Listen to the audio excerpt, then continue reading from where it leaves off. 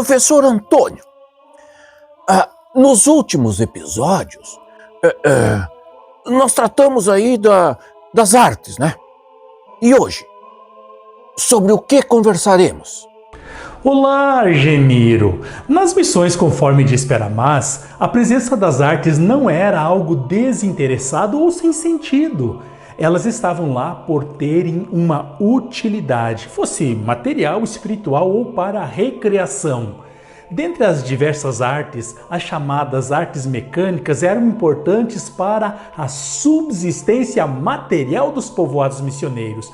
E é sobre elas que conversaremos hoje. Mas, eu não sei assim se a nomenclatura mudou um pouco daquele tempo para cá.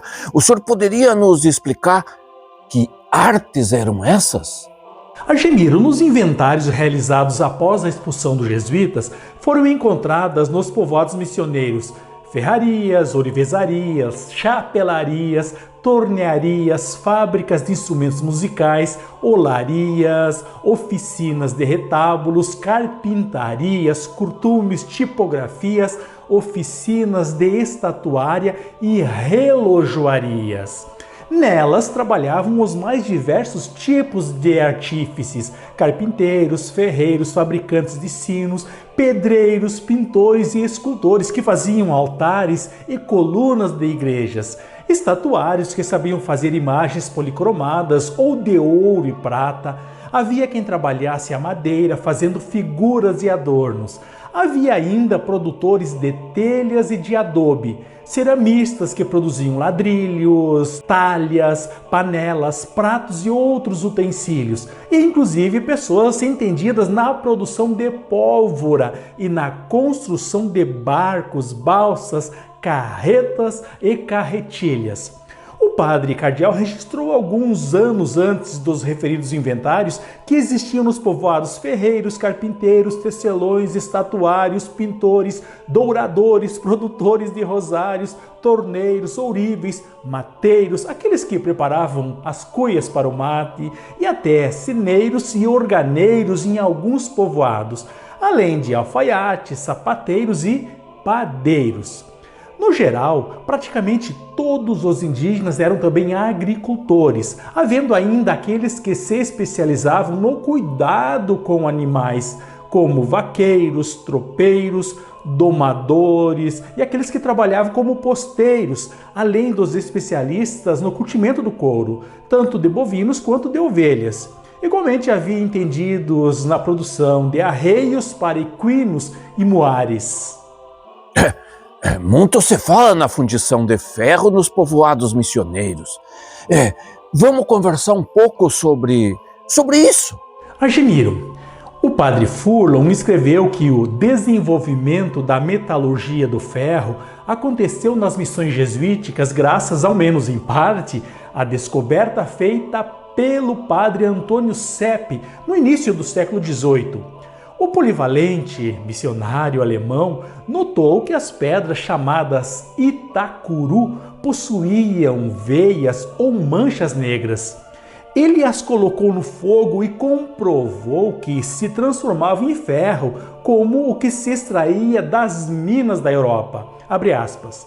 Esta descoberta foi-me sumamente agradável, disse Sepp, porque estávamos obrigados a trazer da Espanha as ferramentas que nos eram necessárias. Fecha aspas. O padre Furlong afirma que os jesuítas não chegaram a ter forjas como as de Biscaia, como caluniosamente expressavam seus inimigos, que lhes atribuíam a fabricação de armas e apetrechos bélicos, mas chegaram a produzir ferro para diversos fins domésticos.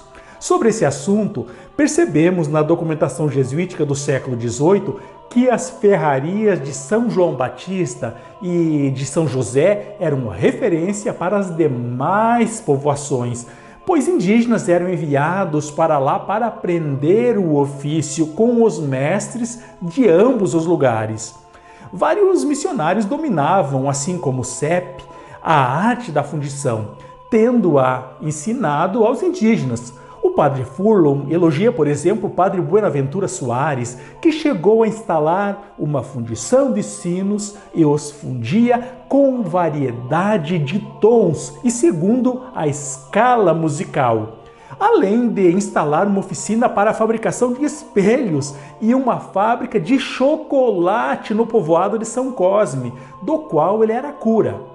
Sanches Labrador chegou a informar que o mesmo missionário conseguiu, com sua genialidade, fabricar lentes astronômicas com cristais de rocha. Professor, você falou há pouco sobre o envio de pessoas de um povoado para aprender o ofício com os mestres em outros povoados. Suponho, não sei, que esses mestres fossem indígenas.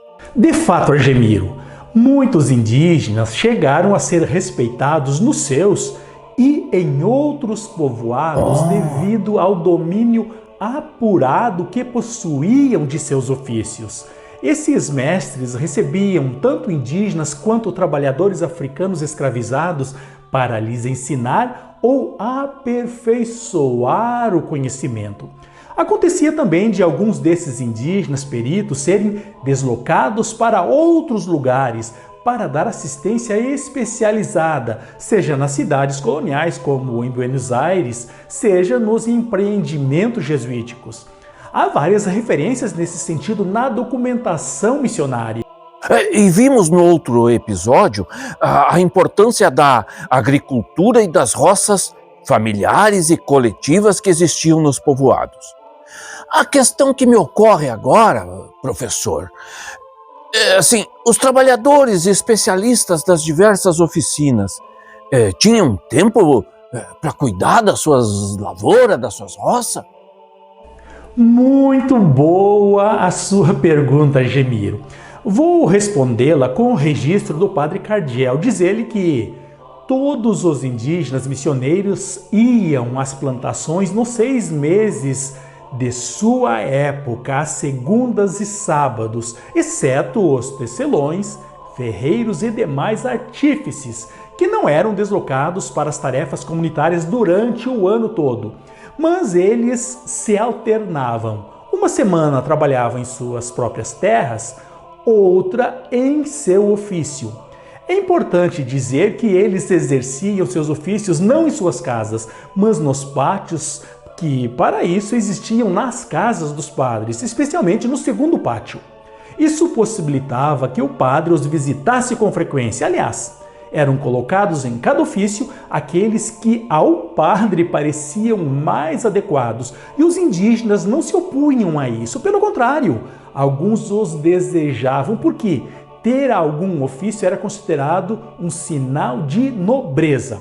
Mas como vimos no outro momento, o desenvolvimento dos trabalhos pelos indígenas recebia a supervisão de alcaides indígenas e dos próprios missionários. Mas, interessante essa organização, né? Muito obrigado, professor. Espero que tenhas gostado do assunto tratado nesse episódio. Até o próximo Ago de VT. Obrigado.